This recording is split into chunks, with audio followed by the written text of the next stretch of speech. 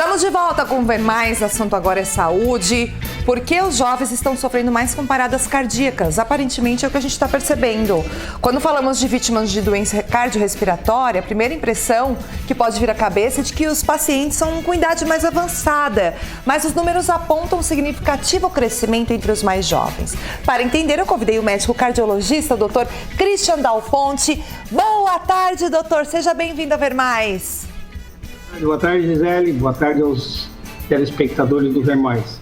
Bom, ele iria estar conosco, mas teve uma emergência médica, a gente faz via Meet, né? Pra gente poder entender. Doutor Christian, eu tenho alguns números, eu não sei se são atualizados, mas segundo o Ministério da Saúde, as internações de jovens e adultos com até 39 anos vítimas de infarto cresceram 59% entre 2010 e 2019. Esses são os seus números? Os números, eles estão aumentando, sim. Nós estamos falando de uma doença que ela está afetando os pacientes numa idade mais jovem, porque eles estão se expondo aos fatores de risco mais precocemente. Ou seja, a gente está num dia a dia mais turbulento, que a ansiedade e aquelas situações em que que acarretam o aumento da pressão, ela está sendo mais evidente nessas faixas etárias mais jovens. Ou seja, estamos fazendo diagnóstico de doenças que antes a gente fazia numa idade mais avançada em pacientes mais jovens. Se a gente tem a doença incidindo nos pacientes mais jovens, a gente tem as complicações também aparecendo nessa faixa etária mais cedo. Sim, doutor Christian, eu falei de um número global, um número geral aqui no Brasil, mas o senhor percebe também aqui na nossa região sul do estado, na nossa região onde você atende?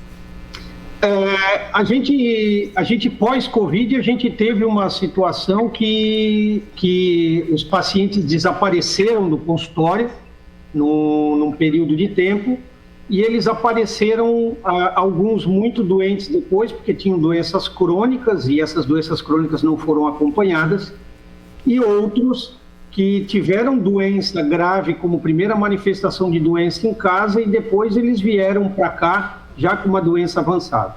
Sim. Tirando essas duas situações, que são situações que o paciente precisava estar mais perto da gente, não houve um incremento aqui na região a esse ponto de praticamente ter 50% a mais do que que esses números do Brasil, né, do que a gente está vendo aqui na região. Então a gente não aumentou em 50% o infarto nessa faixa etária.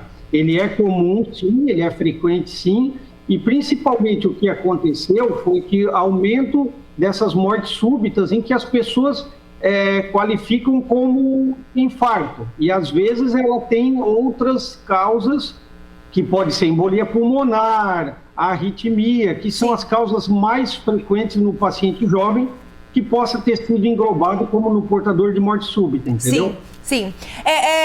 Por que costuma ser letal em jovens, aparentemente?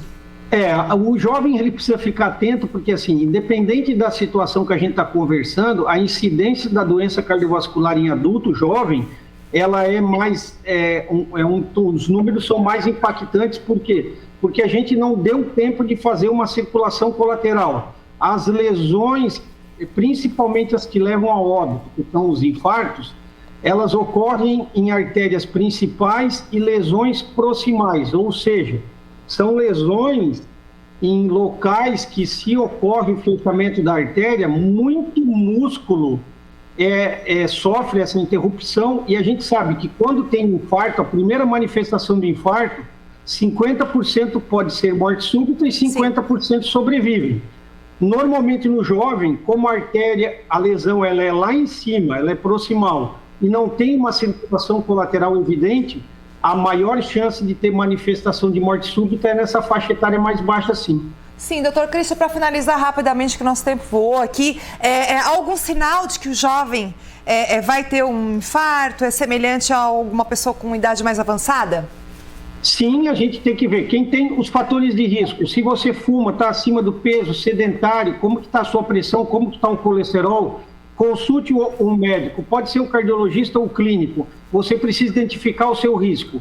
Identificando o seu risco, você vai fazer exames específicos para saber se você tem uma chance de ter doença cardiovascular. Isso é o que é o importante. Independente da faixa etária, faça a avaliação, descubra seu risco, descubra os fatores de risco que você tenha e trate eles. Ou seja, deixe de fumar, comece a exercitar, perca peso, coma melhor, e a gente vai evitar esses eventos. Doutor Christian, muito obrigada, mas ainda está me devendo a visita aqui, tá?